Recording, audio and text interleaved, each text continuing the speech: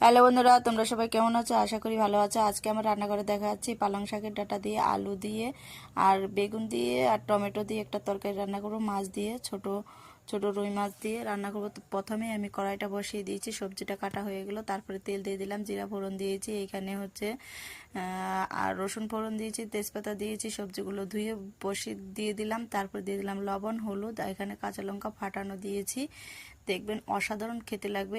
তারপরে আমি নিয়েছি আদা আর হচ্ছে কালো জিরা বাটা দিয়ে সুন্দরভাবে কষিয়ে নিব। কষিয়ে নেওয়ার পর আমি এইখানে দিয়ে দেব জল।